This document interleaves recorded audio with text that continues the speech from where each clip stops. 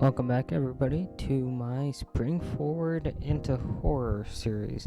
Got a pretty, I guess you could say, unique film here from 2011 called The Cabin in the Woods. Now, I'm not sure how much you know about Cabin in the Woods, but I mean, that's the typical cliche that you find with a lot of horror films. And with Cabin in the Woods, the first half of the film, I would say, is almost like a parody of Evil Dead.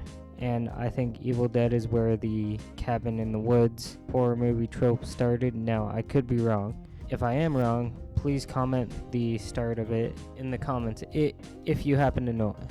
If you don't know what Cabin in the Woods is about, it's about 5 friends who go for a break at a remote cabin where they get more than they bargained for, discovering the truth behind the cabin in the woods.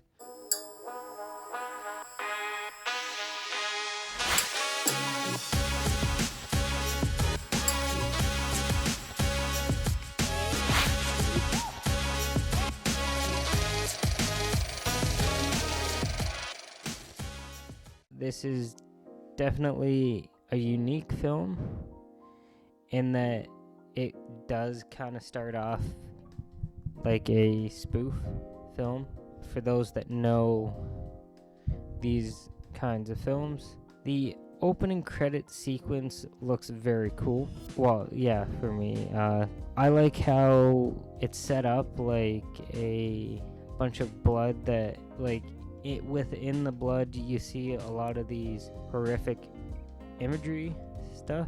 Just the way that they blended everything, it just looks really cool, and I like it when films do credit sequences like this. The film actually opens like a typical office comedy. For the most part, this is a horror comedy film, even though looking at IMDb, it doesn't have a comedy tag on it. But there definitely is a lot of comedy in this, especially in the first half. I read that it opened the way it did so it would trick viewers into thinking that they went to see the wrong movie. And it kind of does work. And then you see the classic, like how some classic horror films have the title that just pops up. It looked really cool. Almost like, I would say, how the title screen for the new Batman film shows up. Very similar, that kind of style. And speaking of bats,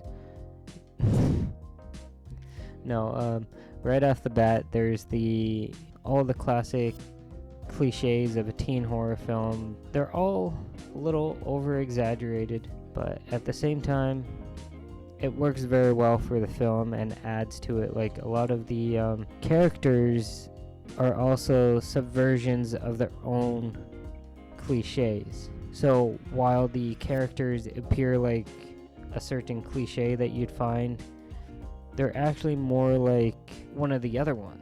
It's just that mix that was really well achieved in the film. The aerial cinematography is good. Might not be the best. It was good nonetheless. So the initial cabin shots, like when they go up to the cabin, I'm not sure if the clip is actually in the trailer that I can show you. It reminds me of how the cabin is introduced in The Evil Dead. And then the cabin itself kind of looks very similar to Evil Dead. I think that's all a part of the cliches.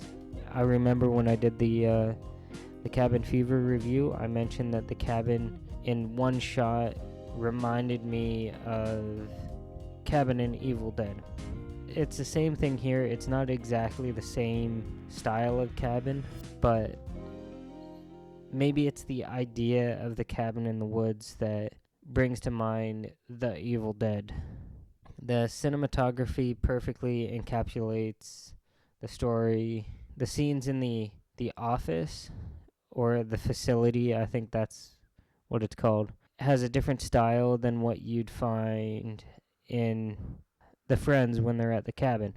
It's a different style, and I think that was done to differentiate the two storylines, and it works. And speaking of the two styles, the cross-cutting between the two, like with the scientists, subverts the traditional horror film that you'd see with the one style with the five friends, creates a very interesting concept that I think it'd be very cool to actually see another film in this same universe. Whether it's somehow they make a sequel. If you've seen the movie, you know how it ends. And I think the poster that you saw earlier that I put up that was also in the trailer is actually the Japanese poster for the film. There's definitely a few J-horror homages in this film. That actually wasn't the reason why I picked the poster, although watching it and then it's like, okay, yeah, I guess Japan is like very important to this film. Like they acknowledge like the J-horror, and the shots of Japan, like that quote-unquote movie that's over there, or the scenario, I think is the better example. They made me wish that the producers actually did a Japan-only sequel or something like that. Even one that fully shows the story that's in the Japanese shots, so that it's a film that takes place at the same time as this, but using different horror movie tropes. And then I guess at the same time, they could connect it when, I guess, the Japan facility, quote-unquote, checks in on the American facility, much like how the facility in here checks in on Japan because Japan's number one according to some of the dialogue, and then the American facility is like number 2 in the world for those facilities. It's perfectly structured, it's well written, it blends comedy and horror well. It's one of the few films that actually does it well. This one does it in a way where the comedy is more like subtle, but you could definitely classify it as a horror comedy in a way, even though the comedy is not at the forefront as much as some other horror comedy films. I kind of identify more with like the scientists in the facility because I saw them as representing horror film buffs, because they were all betting on like the ways that the characters were gonna die, and like all these foreshadowing elements, like so much to unpack with this film. This review is not going to be enough to dissect it. I think I'll have to gather a couple friends and then we dissect this film and talk about every single film reference. Yeah, like if you want to see that, comment below. The pacing of the film is good. The effects are well executed. The editing flows great. And it actually gets a bit intense when the system purge happens inside the facility, and then all these horror movie villains end up escaping.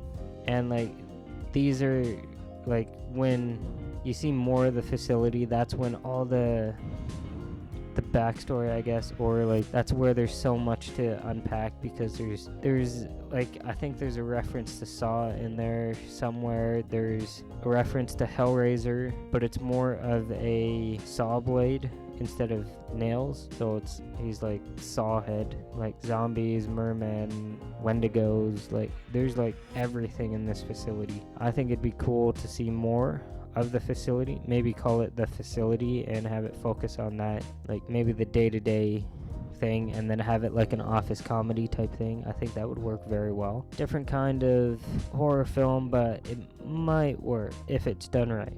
Overall, if I had to give this film a rating, I'd give it a 9.7. With all the positive stuff, you'd expect it to be more, but I guess the few negative things I had to do with, there wasn't a lot of, I think I would have liked a lot more horror movie references packed in, or more that were a bit more explicit than they were in the film. Basically, if the film was more tailored for horror film buffs rather than just the average horror fan, I found it was actually a little bit more violent than I actually remember from the first time. And I remember watching it and thinking, oh, definitely more like the horror comedy, but after seeing it again, it's like it's actually more in the horror genre than it is the comedy, but there is a lot of comedy elements, and it's mainly with the facility workers and some of the actions that happen with some of the dialogue with the five friends. I hope you like this review for The Cabin in the Woods, and if you haven't checked it out, if you like horror films, you should check it out just to see how many horror movie references you can actually pick out. A fun fact about this one, it kind of spoils it, so I'll put a spoiler alert here. It has the highest body count ever recorded in a horror film.